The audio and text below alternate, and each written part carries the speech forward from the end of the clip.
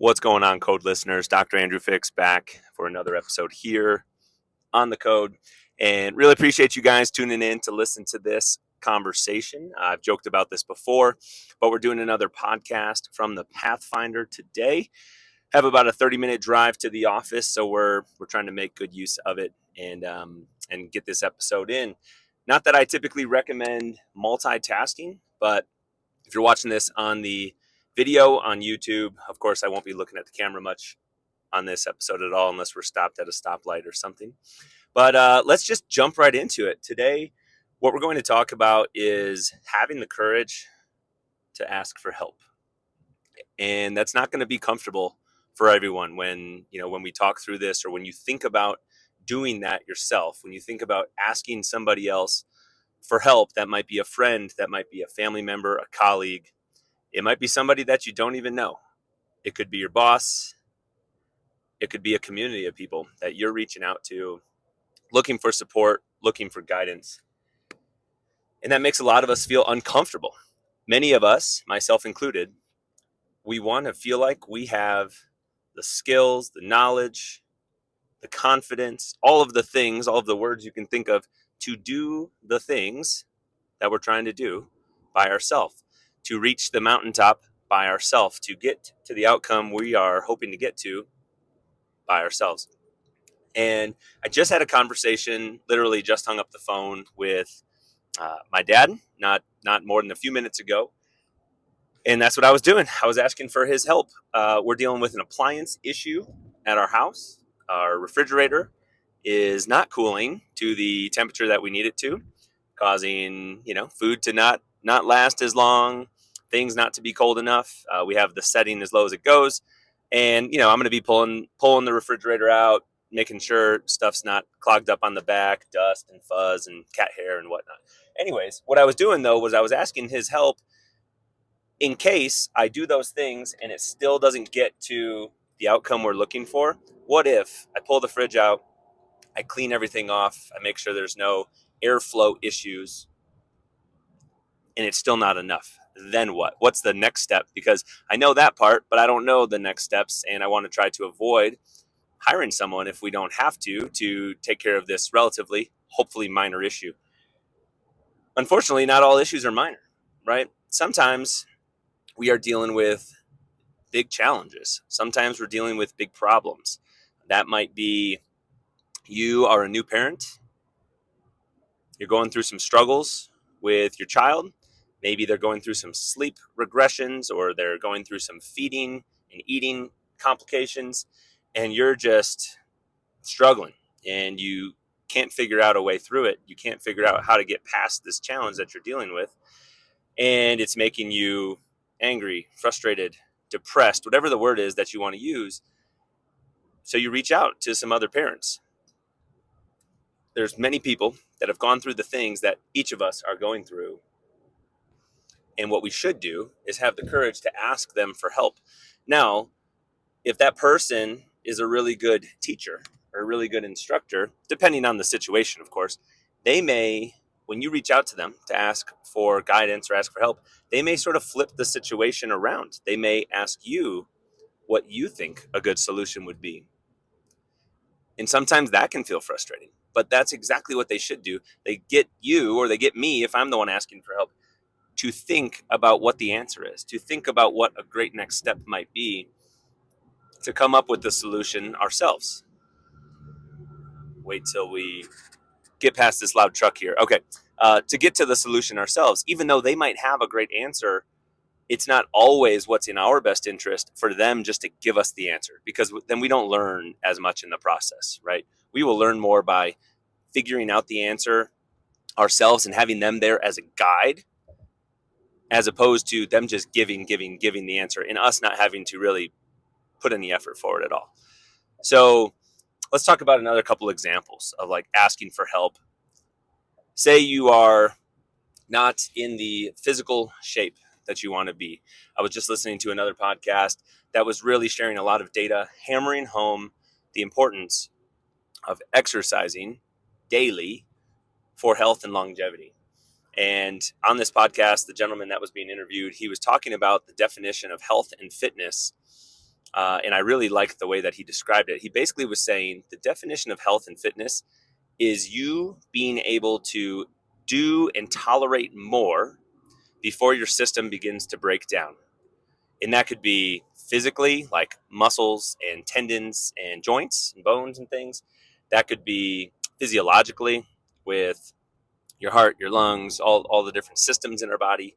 That could be mentally and emotionally. But someone who has a higher degree of health and fitness in all the different categories is going to be able to tolerate and do more, handle more, be more resilient before their system starts to break down. So say you're not in the shape that you want to be. We know exercise is important, but you're just not quite sure where to start. Or you feel like you've tried to do exercise programs and exercise routines many times throughout your life, and you either get too sore or you run into an injury or you just lose interest and you get bored. Well, what might be a good option for you? Hire a coach, right? Almost anybody who has gotten to a place that each of us would consider successful in whatever field or category you're talking about, successful in the terms of physical fitness, they're in great physical health, successful in the terms of business, successful in terms of having self-confidence and having self-worth. Almost all of these people have hired a coach, or they've been on a team where they had a coach, or they've been in a business where they've had a coach. They've been in some sort of scenario where they've had a coach or a mentor or somebody that they look up to for mentorship and support, right? Maybe they've had a mentor. So if you're struggling to get to the point where you want to be physically, hire a coach. That could be a nutritionist or a dietitian. That could be a great personal trainer. That could be someone like myself, a physio coach, someone on our team at Physio Room, right? We're physical therapists. We also have other team members, massage therapists, strength coaches. But really, we function more as like a consultant, a physio coach. We do the hands-on work. We do the lifestyle navigation and management, helping people with nutrition choices, sleep habits, stress management techniques, and then, of course, exercise prescription, whether that's corrective exercise or whether that's performance driven, to get to the outcomes that they're looking to get to. And our goal is to leave that person better than they were before they came to us. And I don't mean like better than their injury. Of course, that's the goal, but better than they were when they were feeling fine before they came to us. Like, we want you to be better than you have been before. That's our goal when you leave our office. And many of those people continue to choose to work with us on a more proactive and preventative basis, even after their symptoms are gone and function is improved. So hire a coach. Okay. What if you're in business or in your career? I shouldn't even say in business. What if you're in your career and you're just not happy with the place that you're in? You're just not happy with the seat you're in, on the bus that you're on, in your current place of employment. Whether you own the place, whether you're an employee, whether you're an independent contractor, you're just not happy with your situation. Well, you can bet that there's probably many people that have been where you are and feel the same way that you feel.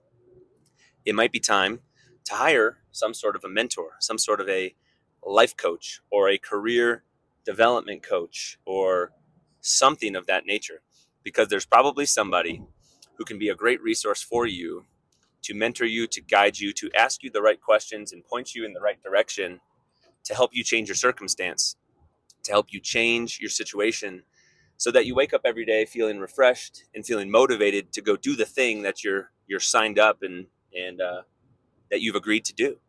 Because, man, if anyone listening to this knows what it feels like to wake up every day, not be excited and motivated to go to the job that they're doing, or to, many people work remotely these days, to make the long walk from your bedroom to the kitchen to your wherever your home office is or your laptop is on the kitchen counter or kitchen table. If you're not excited or even remotely interested to go do that thing, that's a pretty miserable place to be. And none of us want to feel that way, right? And there's definitely a time and a place for people to just check the box and be consistent and get things done. That might be to support your family, put food on the table for your spouse and kids if you have them.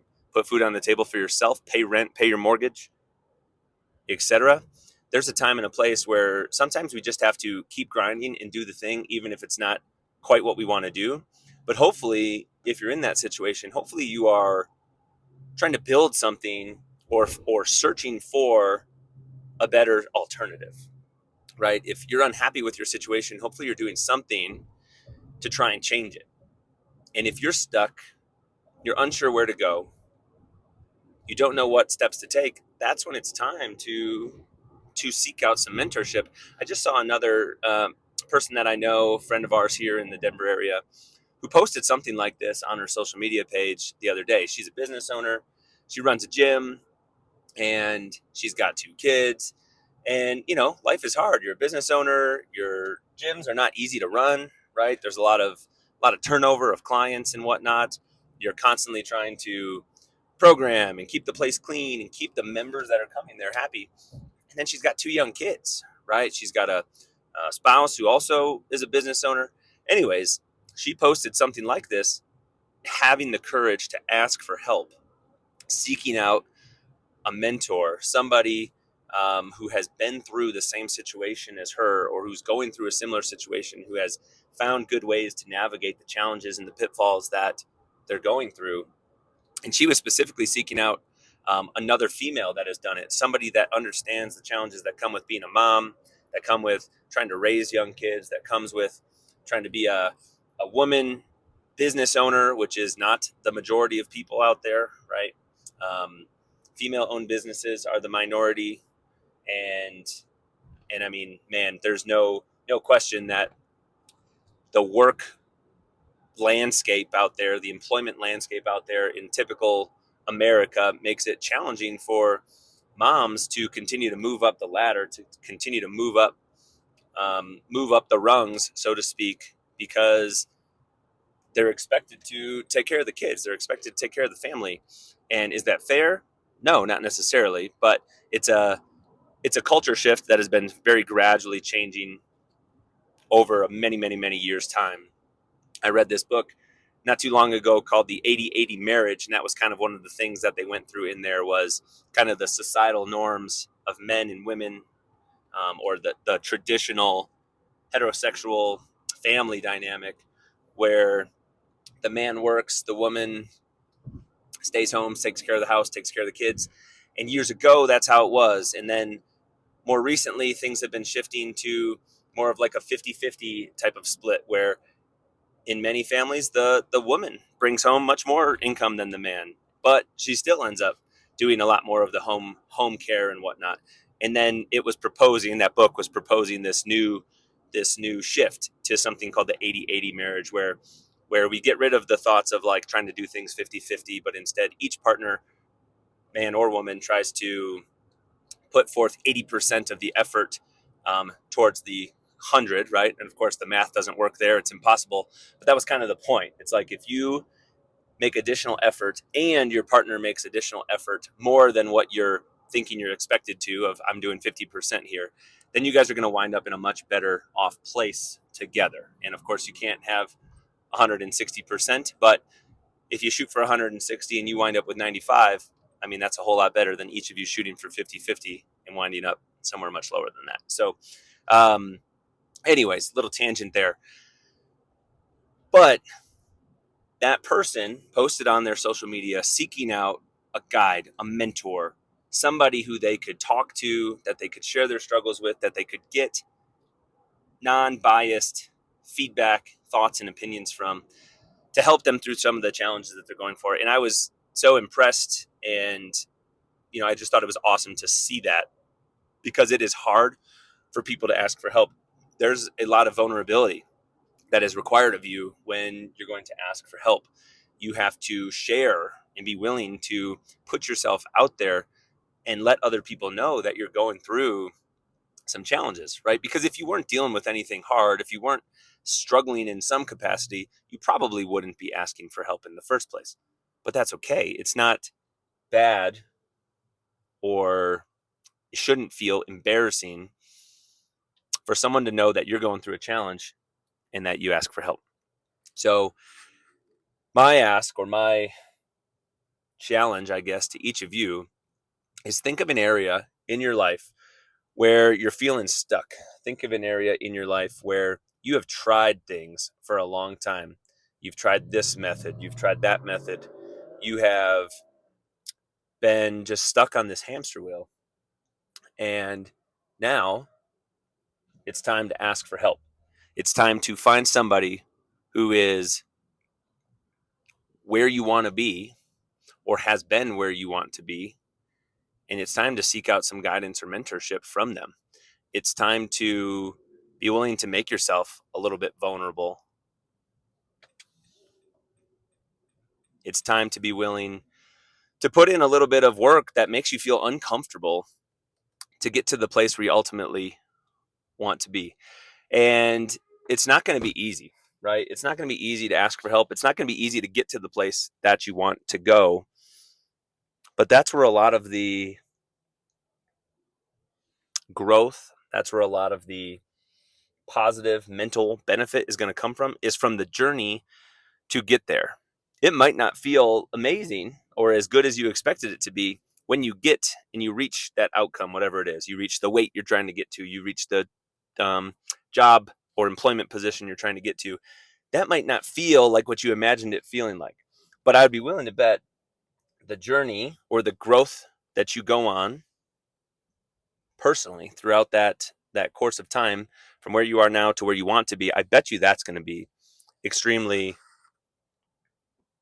eye-opening. I bet you that's going to be extremely fulfilling. I bet you that's going to make you feel a sense of accomplishment, because what they say, right, is like the journey or the true treasure is in the travel. It's not in the destination. It's in the path to get there. I'm blanking on the exact phrase right now, but you guys know what I'm talking about. The path to get there is where the true growth happens. So that's what I want you guys to do. I want you to think of that area in your life. It might be a physical injury. You know, we talked about some of the things that we do in our office, a physical ache or pain that you're dealing with, and you can't figure out how to get past it. You've gone on YouTube, you've gone to the primary care office, you've done all the things you think you're supposed to do, but you're still not where you want to be. Well, maybe it's time to reach out to somebody else. And you've got our contact information and my contact information here in the show notes. So if you need to do that, go ahead and reach out. Maybe it's the employment, maybe it's the weight loss, maybe it's the whatever, the parenting, but go ask for help. Put yourself around people who have the things that you want to have, who are in the places that you want to be, and who have done the things that you want to do. Because many of us are held back because of fear. Many of us continually take advice and take guidance from people that are not in the place that we want to be, from people that don't have the things that we want to have. And if that's the case, do those people really have the guidance and the mentorship and the answers to help you get where you're trying to go? Probably not, right? Why would we take life advice or continue to take life advice from people who aren't in the place that we want to be?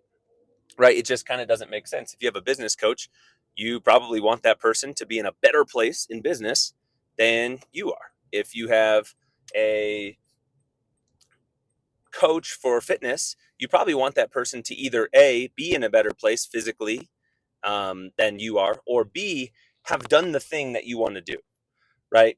I'm not saying that, every coach or trainer or physical therapist has to be in better physical shape than the clients they're working with. That's unrealistic, because there's some complete physical specimens out there, right, who are training for just unbelievable things. And we've got many of those people in our office. But we at least need to be able to speak the language and understand the things that they're going through, right? If you don't understand what your clients are trying to do, how are you going to be able to help get them to the point where they want to be? So I guess I'll wrap it up with this. Go hire the coach, go find the mentor, go put in the work that they challenge you to do so that you can get to the place that you want to get to. And I know you'll all be better off for it. I know I'll be better off for it. I enjoyed the conversation with my pops a little bit ago, talking about our refrigerator. So it could be as simple as that. It could be much harder, and it might be some significant struggles you're going through in your life. I really appreciate you guys again tuning in to this conversation of the code. Hopefully this resonated with you, or if you think this will resonate with somebody else that you know, please share this conversation with them. Whatever podcast platform they need to listen to, please share it with them. And before you sign off, it would be awesome if you would go and leave a review. That's one way we can get this conversation in these episodes on this show out to more and more people, is to spread the word, leave the reviews, write the comments, and I just really appreciate you guys doing that. Until next time, Dr. Andrew Fix signing off. We'll catch you on the next episode of The Code. Later.